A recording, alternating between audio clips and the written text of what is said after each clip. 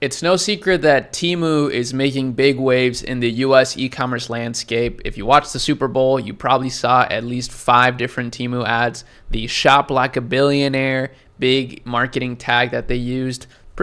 Honestly, I like it. I think it's a good one because all their products are so cheap, so it makes you feel like you're a billionaire on there. But how much is it actually disrupting American e-commerce? That's what we're going to find out today through this Wall Street Journal video that only came out 12 days ago, but it has 500,000 views. And for an e-commerce video to do that well, it must be pretty interesting. So let's just get right into it. It took discount retail app Temu a year to get to 51 million monthly active users in the US. That's approaching the 67 million user base that Amazon spent decades building. That's crazy. So in just 1 year, let's look back at that. It's approaching the 67 million user base. In just 1 year, they were able to almost catch up to Amazon in monthly active users when it took Amazon literally multiple decades to achieve that. That's insanely powerful. That's basically what happened with TikTok as well. The Chinese apps are really popping off when they reach the US. It's quite unbelievable, actually. That Amazon spent decades building. Temu gained ground by selling cheap goods shipped from China, like this $20 coat or $9 stainless steel water bottle, and it's positioning itself to be a bigger player in the US e-commerce landscape. Anybody who's not Amazon is the short answer of who should be worried. Here's how a one-year-old brand is keeping the e-commerce... Everybody who's not Amazon should be worried. I don't agree necessarily because I think ultimately it's the same thing with Amazon versus other brands, right? Like, who should be worried about Amazon? It's the brands that are trying to copy Amazon. But I think what makes e-commerce special is that you can create a brand and community around your products. And I think that's really the only thing that sets them apart because, again, Temu and Amazon are selling basically the same things. So yeah, I don't know if I entirely agree with that, but it's definitely, we'll see. Industry on watch, and how, just like Amazon, it's redefining what it means to shop online. If you are an internet user, you'll see Temu everywhere. In just over a year, the retailer has flooded social feeds with curious consumers. Is Temu a scam? She's a serial Temu user. I guess I'm known as a Temu girl now. It aired ads at back-to-back Super Bowls and stirred up debate on how to even pronounce the name. They're freaking gaslighting you. The name of the company is Temu, not Temu. I'm gonna be honest, I don't think I'll ever say Temu. For the record, the company confirmed it's now Temu. That confusion hasn't slowed the company down. It quickly acquired over 161 million monthly app users across the world. It's pretty extraordinary. It's a speed of adoption we really haven't seen in the past online. When I first wrote about Temu, we reported that it launched very quietly, and now Temu is the opposite of being quiet. That omnipresence is by design. It spent $1.7 billion to advertise in 2023, and JP Morgan analysts estimate that Temu could spend nearly $3 billion in 2024. It can spend that big thanks to the deep pockets of its parent company, Pinduoduo, or PDD, the Chinese e-commerce company raking in billions annually.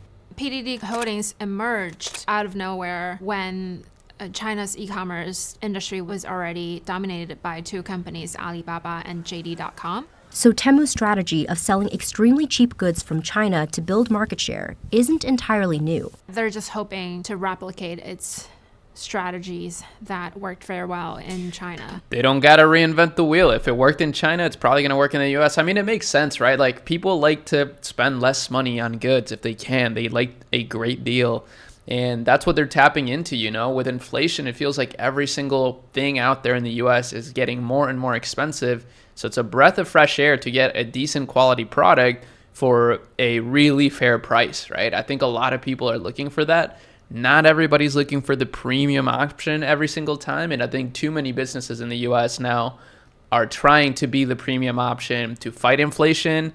And I think it makes sense, right? Like it's easier to handle a customer that's going to spend more money than have a million customers that spend a little bit of money.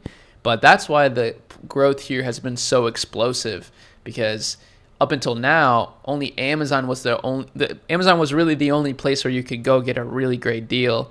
But now with Temu, you can even get a better deal. So crazy. More lagging. Other China-founded companies like Shein and TikTok are also making their mark in US e-commerce. But Temu sets itself apart in how it gamifies shopping online. You open up the app and there's like a roulette wheel that you spin and you get a prize, and the prize is usually, here's a whole bunch of, dollars to go buy stuff. And then as you're searching through products, first off, you're amazed at how low the prices are, and then you see a ticker of how much time is left before, this offer expires or before they're sold out of that. They use so much scarcity. Product. That strategy has paid off. Temu amassed more users in 6 months than Shein has in 8 years. Research firm AllianceBernstein estimates that $17 billion worth of goods were sold on Temu in 2023. That helped boost PDD's market value 74%, allowing it to briefly overtake Alibaba as China's most valuable e-commerce company. In the US, Temu's growth is putting e-commerce giants on watch. Temu and Shein's success tells us that consumers are willing to wait as long as the products are really cheap. Temu says its standard shipping takes 6 to 22 days, while express shipping is 4 to 11 days. Temu connects factories and wholesalers with consumers directly, cutting the middleman. Meanwhile, the biggest e-commerce companies in the US... That's literally what dropshipping is. I mean, this is also a really great point to make. You can build a mini Temu as a dropshipper if you have no advertising expenses, which you can do through TikTok and short form content. But ultimately, that's what they're doing, and they're absolutely right. People are willing to wait for a product if it's really cheap. It really is that simple. If they're getting a good deal, they're willing to wait longer for it. Have been betting big on faster delivery. Amazon's delivery time has more than halved since 2022 to less than 2 days on average. That's huge, though. Other Amazon retailers so are catching up for that. with an average of about 4.6 days in January. As Amazon sets the standard on speed and Temu takes on price. Expect price to get more competitive. Everybody needs to focus in the e-commerce space about making sure that they've got a distinctive value proposition that appeals to a consumer and not just the first. But see, this is exactly what I was saying, right? Because Amazon's unique appeal is the fast shipping. Now, Temu's is not shipping. It's price. They want to be the best price. So your brand, what is your brand's thing, right? It doesn't have to be price or shipping. It can be something totally different, right? And he's making a really good point with that. First time around, but has them coming back, for more. For now, Amazon's hold on the industry is still ironclad. But the e-commerce giant has made some changes. In late 2023, Amazon announced it would reduce the fees it charges sellers for clothing under $20. Some analysts believe that Amazon's move shows it's worried about losing suppliers as well as consumers to other platforms. In a statement, an Amazon spokesperson said that the company reduced the referral fee to help drive and incentivize even greater selection for customers and competitive prices. But it's not just cheap prices and seller fees that's putting pressure on other companies. Download the Temu app and shop like a billionaire. It's driving up digital ad costs. That means it's more expensive for everybody in the space to acquire new users. Yeah, they're spending so much money. It's insane. Like, they literally run over 10,000 different creatives at a time. No question that that Temu and Shein are having an impact in the market. I think those two players are almost single-handedly having an impact on the cost of advertising. Those digital ads are especially important for e-commerce companies. They need to be there on social media, making sure that they're right in front of the consumer to either purchase or to download the app whenever they're in a mood to go buy something or they're more intentional. It's like a game of chicken, and for companies like Etsy that are not growing as fast as Temu, they cannot keep up with this level of ad spending at all. An Etsy spokesperson said that the company is seeing a strong return on investment for its marketing costs, and the Etsy marketplace is profitable. That's the short-term threat Temu poses to its competitors.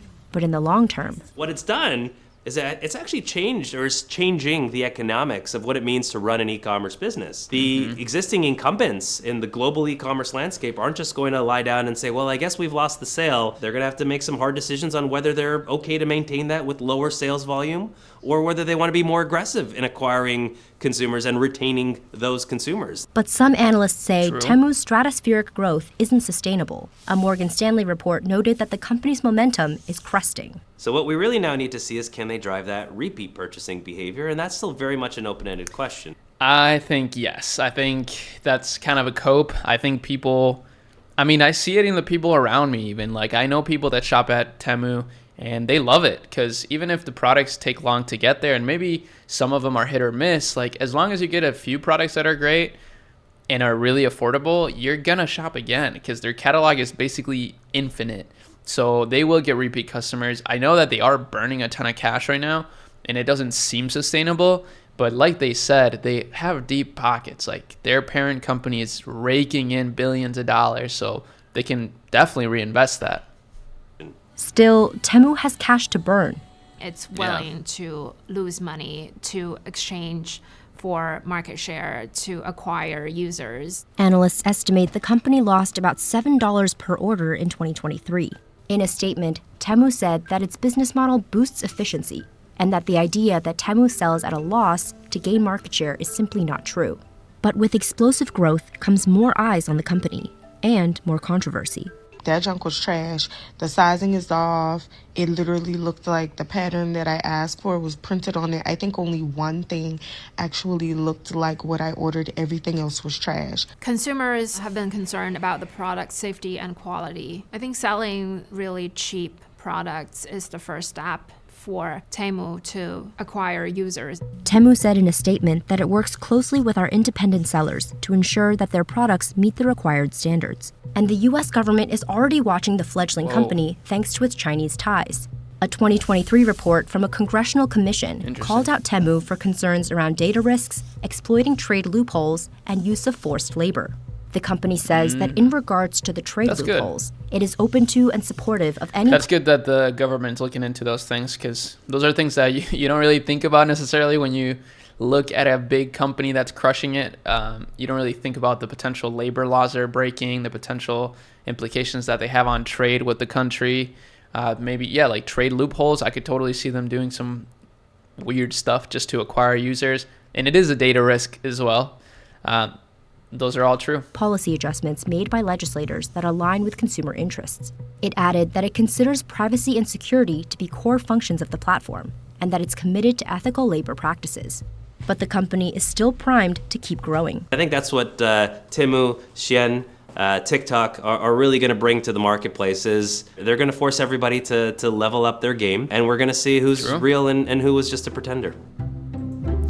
Bars. That guy was spitting some fire right there. He's true. He's right. Like, ultimately, this is just going to cause everybody to need to adapt. But that's the world, right? That's the universe. I feel like evolution is a universal law at this point. You have to adapt to survive. And it's the same thing with business. So hopefully this inspired you or gave you some insight into Temu and the potential disruption, or rather the actual disruption that it's having in the e-commerce landscape. But don't let these things scare you too much.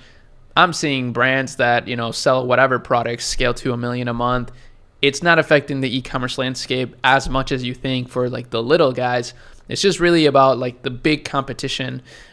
Some brands, some massive billion-dollar brands could be in very dangerous, territory right now because of what Temu is doing. So that's really the main people who are affected, in my opinion, which actually is a lot of jobs and, whatever, and it does matter. But I'm not too nervous about this. I'm kind of interested to see how this all develops. Same with TikTok and that potential ban. I really want to see how some of the US companies react to all that, like Meta. I want to see what they start to do, how they start to push their shops, and same with Google with their YouTube shops. Yeah, let me know what you think. Peace.